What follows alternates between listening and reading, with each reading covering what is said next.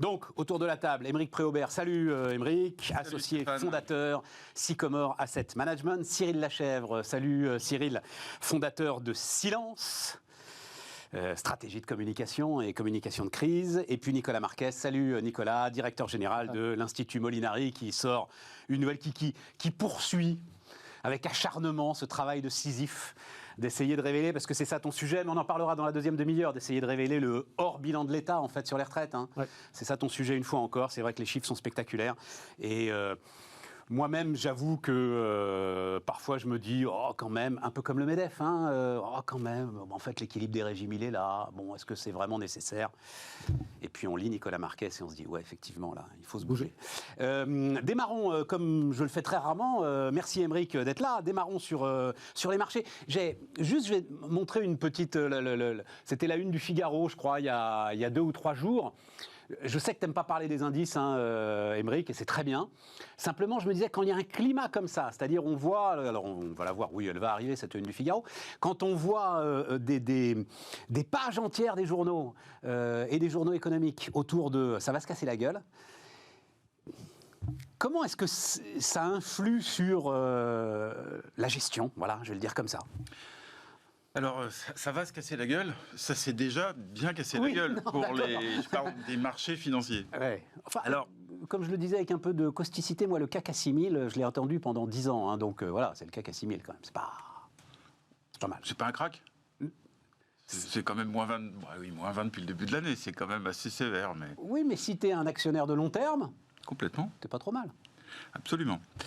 Mais c'est vrai qu'en général, quand on voit des titres très alarmistes, avalanche de mauvaises nouvelles, la presse qui, chaque jour, des unes qui sont apocalyptiques, souvent, la peur arrive et c'est le moment d'acheter.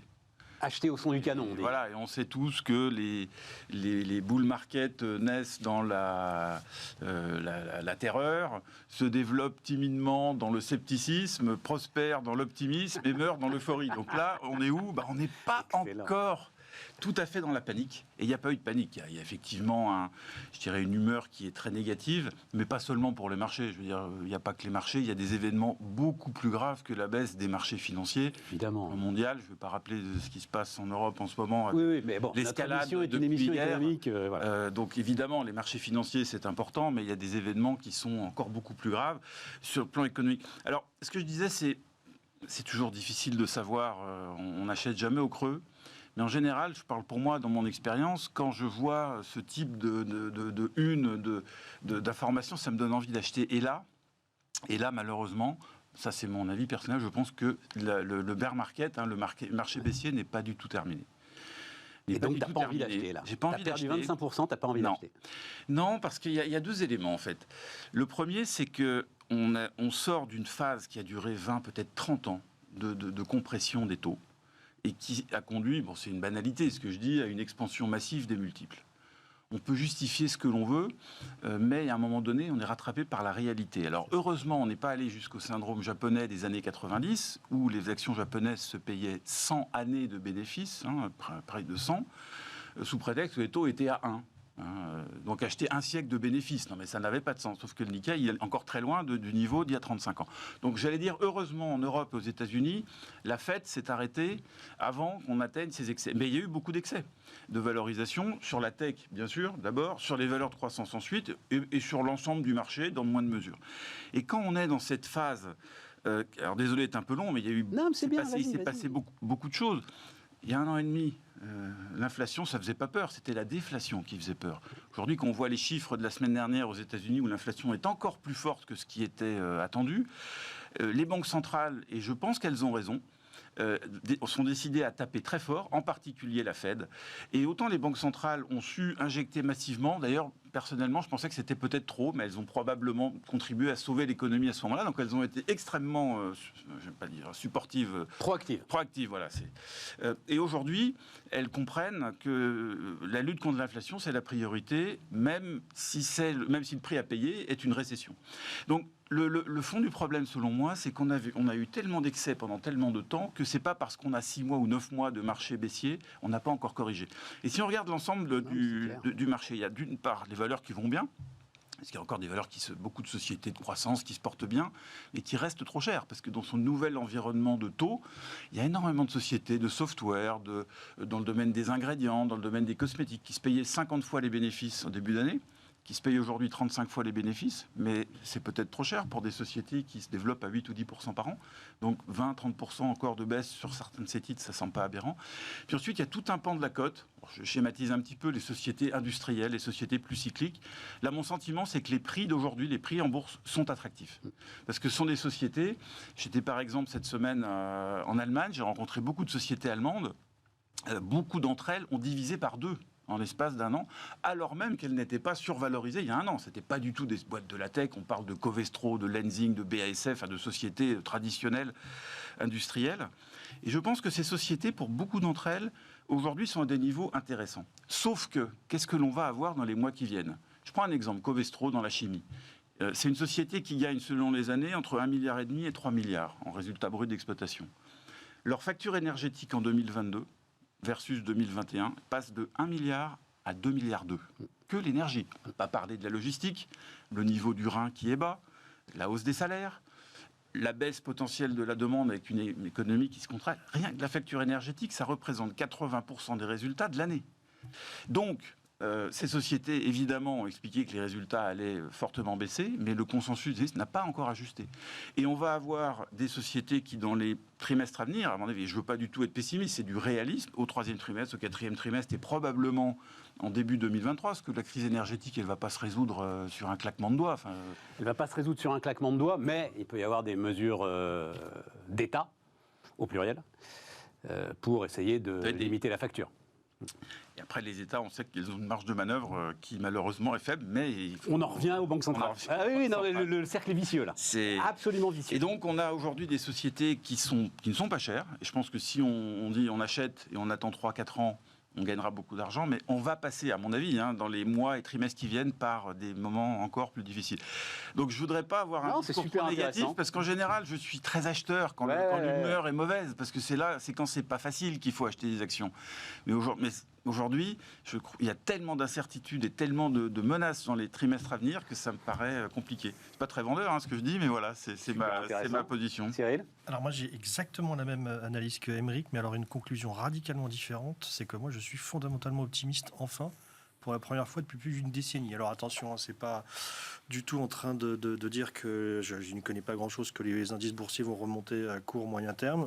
Je pense qu'on n'est pas sorti de l'auberge. Et évidemment, l'hiver va être terrible pour l'économie et pour les entreprises. Mais moi, ce qui me rend vraiment optimiste, c'est presque d'un point de vue intellectuel, c'est qu'enfin, on a des banques centrales qui font le job, très courageusement. Enfin, je veux dire, on a retrouvé enfin un banquier central, Powell, qui n'a pas peur, qui est probablement le futur Paul Volcker. On en finit avec ces phrases sont très spectaculaires. Hier soir, je ne sais pas si vous les avez entendues, mais il assume, il le dit, des Américains vont perdre leur emploi, mais c'est nécessaire. Eh bien, moi, je trouve qu'on a fini avec cette politique monétaire quantitative qui, moi, m'interpellait intellectuellement. Je trouvais que c'était extrêmement dangereux. C'était vraiment des apprentis sorciers. On s'en sort plutôt pas mal si finalement on finit avec une crise boursière, de l'inflation, certes, qui commence à avoir fortement dérapé, mais qui pourrait être sous contrôle quand même, bien qu'à des niveaux élevés. Donc finalement, pas de bulle qui a explosé, pas de...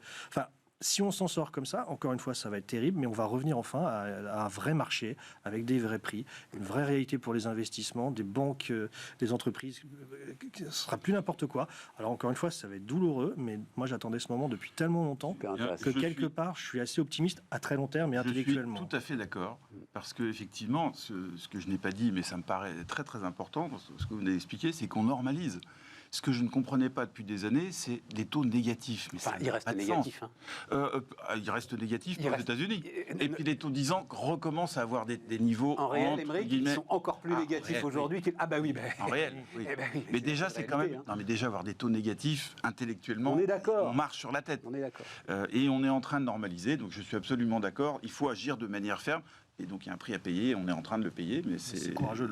Exactement. Nicolas ? Ouais, je comprends leur position et je la partage dans une certaine mesure. Avec une question, est-ce que l'inflation qu'on voit là, c'est un phénomène monétaire ? Est-ce que c'est les conséquences de la création de monnaie ? Et est-ce que c'est vraiment cette création de monnaie s'est déversée dans l'économie ou est-ce qu'elle est restée entre les banques centrales et les grands établissements financiers ? Donc, C'est pas possible. Enfin, pardon, hein, mais cette idée que c'est un phénomène monétaire me hérisse. Donc ça fait 10 ans, et tout à coup, alors ça deviendrait un phénomène monétaire. Voilà. Bien sûr que non. Donc, je me pose toujours, quand j'écoute les banquiers centraux, moi je suis beaucoup moins spécialiste qu'Émeric, je me dis toujours, mais est-ce qu'ils, je vais provoquer, est-ce qu'ils savent de quoi ils parlent? Et est-ce qu'on n'est pas en train de construire toute une série de signaux? Est-ce qu'ils mesurent bien la masse monétaire? Est-ce qu'on comprend les phénomènes?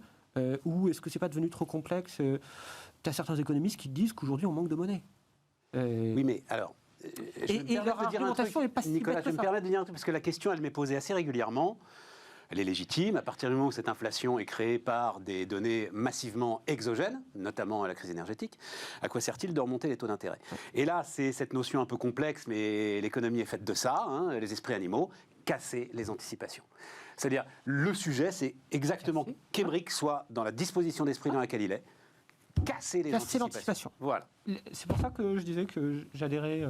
Même si on sait qu'en fait, partie, ça sert à rien grande pratiquement. Mais il faut casser les Il faut faire quelque chose. Vas-y. Un léger bémol quand même, c'est que l'Europe est quand même, et la BCE est encore très en retard. Alors commence à faire sa mue, mais quand on voit ce que fait la Banque d'Angleterre, la Banque de Norvège, la Banque de Fed, et évidemment encore plus la Fed, y compris la Banque du Japon, bah là on se dit qu'il va falloir que ça accélère, mais au moins Christine Lagarde elle a des bons arguments là. Ce qu'a fait la Banque d'Angleterre est d'ailleurs le meilleur signe que ce n'est pas une inflation monétaire, puisqu'elle a démarré beaucoup plus tôt que les autres banques centrales, et l'inflation y a été bien plus forte qu'ailleurs. Mais voilà. pour moi, ça s'est surtout répercuté dans l'immobilier, donc si on s'en sort à la fin sans un krach immobilier majeur, ça aurait été finalement une bonne nouvelle par rapport à, encore une fois, cette politique de quantitative easing de n'importe quoi. Hier, je discutais avec un banquier privé et on se rappelait en rigolant qu'il y a 2 ans, il y avait des articles partout qui disaient on va taxer les dépôts de nos clients. Et il me disait hier, on disait maintenant, la question, ça va être dans combien de temps est-ce qu'on va rémunérer les dépôts de nos clients? Donc enfin, la brutalité du retournement, effectivement, on revient à un truc normal. tout à fait. Donc c'est dans ce contexte, on va voir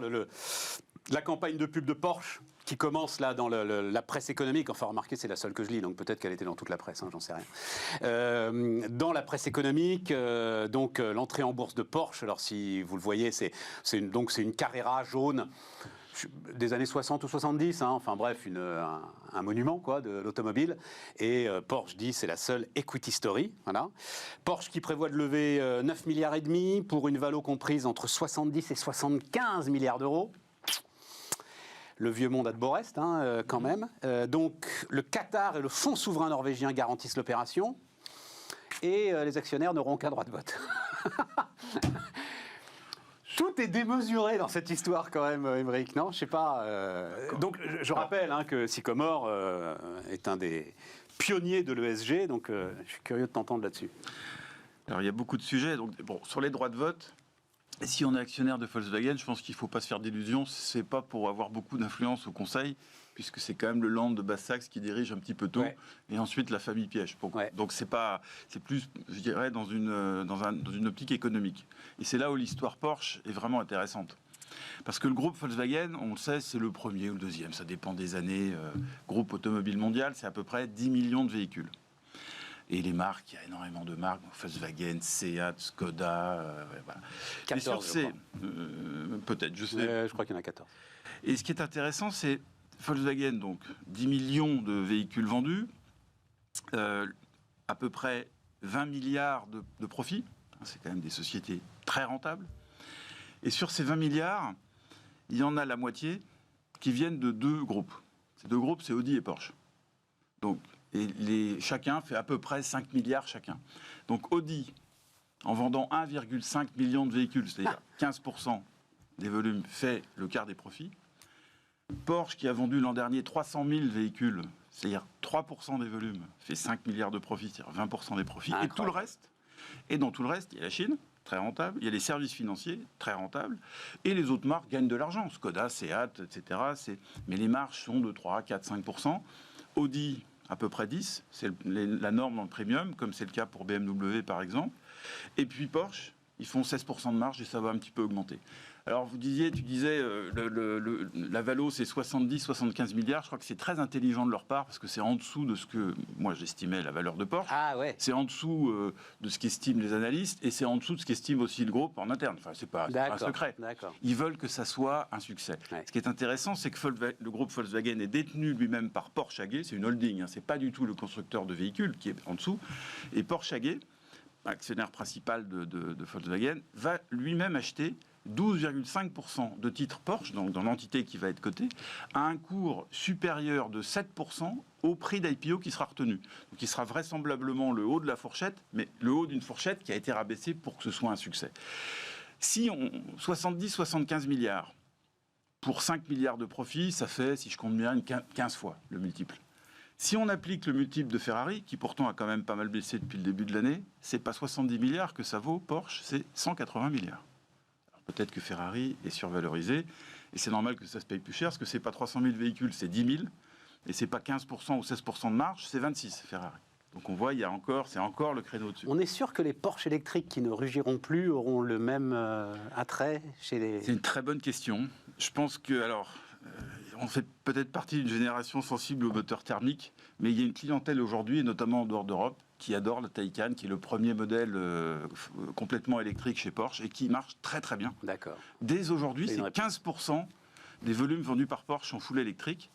Et l'objectif, et je pense qu'il sera atteint, et d'ailleurs c'est une bonne nouvelle en termes d'émissions, de pollution, etc., que c'est évidemment ça reste de la niche, hein, je me fais pas, mais au moins ça donne quand même un rôle d'entraînement pour ensuite des voitures grand public, parce que Taycan à 150 000 €, évidemment que ça reste de la micro-niche. Mais aujourd'hui c'est 15%, et en 2030, 80% des ventes de Porsche devraient être complètement électriques. Mais pour répondre à ta question, les 911 vont rester thermiques. Il faut qu'il reste une petite partie des véhicules old school pour les... Ouais. Et donc toi t'achètes là ? On achète. Malgré l'absence de droit de vote, parce que j'ai vu que les agences de notation ESG disaient de ne pas participer au truc. La gouvernance n'est pas le point le plus fort du groupe, évidemment, même s'il y a eu des améliorations. Je rappelle qu'il y a 7-8 ans, nous n'étions pas actionnaires de Volkswagen. Ouais.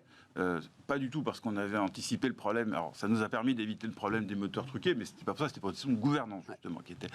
Donc, la gouvernance n'est pas parfaite, mais elle a progressé.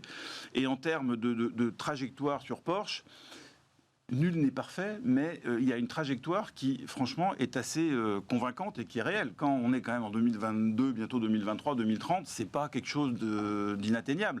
80% de véhicules à zéro émission, c'est une trajectoire qui... Ils ont pris le mouvement, quoi. Et financièrement, je pense que c'est une opération intéressante. Le vieux monde a de beaux restes, hein ? Ben oui, non, moi c'est ça, ouais. Je vous entends, là, c'est passionnant, hein, le vieux monde a de beaux restes. Oui, c'est effectivement, ça revient un peu à ce qu'on disait tout à l'heure. C'est une opération qui rappelle, finalement, qui revient à des critères normaux au sens on price une opération de manière inférieure au prix pour que ça se passe bien, pas comme certains Cyril, arrivent avec des valorisations directes. Tu pourrais te dire quand même. Donc Porsche. C'est pour ça que j'ai signalé que c'était l'IPO était garanti donc par le fonds souverain norvégien, donc le pétrole, et par le Qatar, le gaz.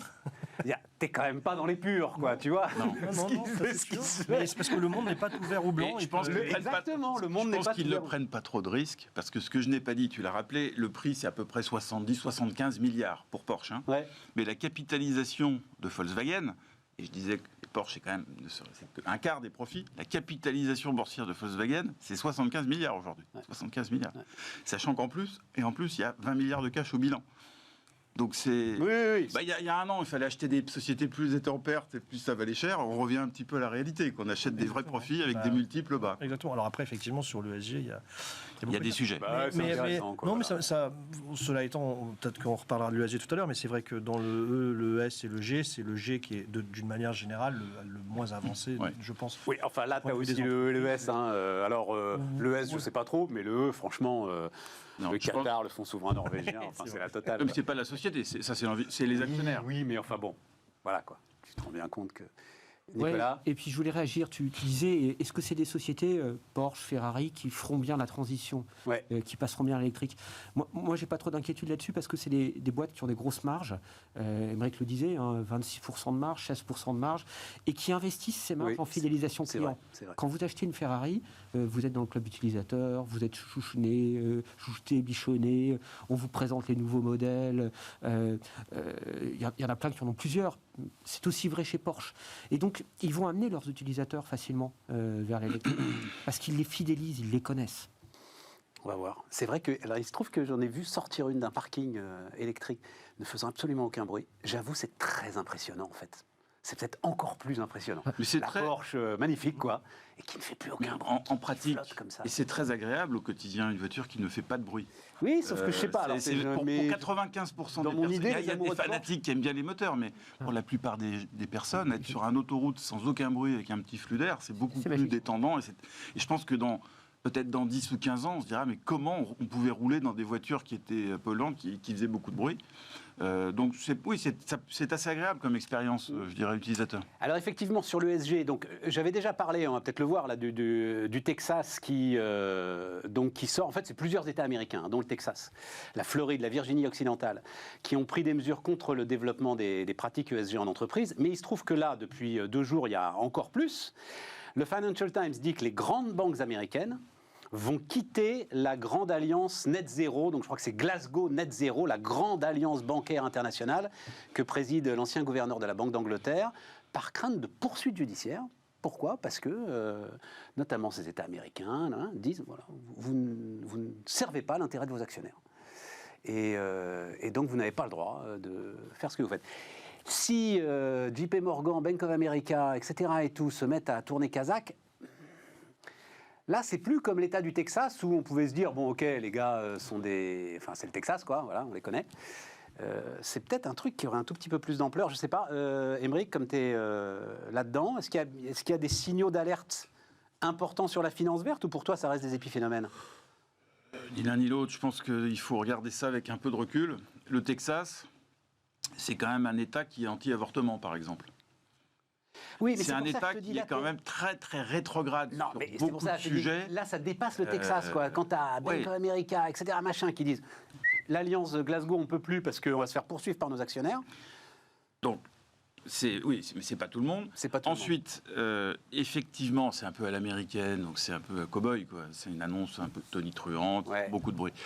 Est-ce qu'ils ont raison ? La réponse est évidemment non. Mais il y a le discours et il y a les faits. Et au Texas, je crois que 15% de la production d'énergie est d'origine renouvelable, mine de rien. Oui, donc il y a les deux. Ça ne veut pas dire absolument. qu'ils ne font pas non plus, ils font pas que ça.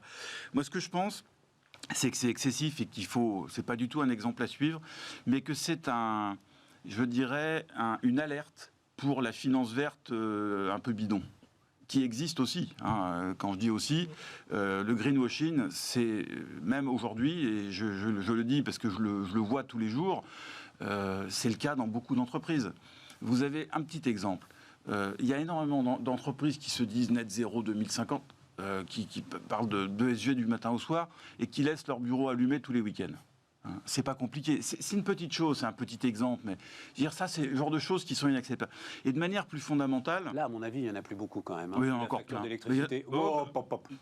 Ils vont tous s'appeler Schneider Electric, là, ça s'arrête dès qu'il n'y a plus personne. Ce serait bien, j'espère que tu as raison. Petit coup de pub pour cette formidable entreprise. Et ensuite, je pense que c'est une manière de rappeler, et d'ailleurs, je vois que chez nous, en tout cas, on en fait depuis le début de ce qu'on appelle l'ISR. Oui, c'est toi qui me l'as appris, la doctrine... déjà beaucoup dit.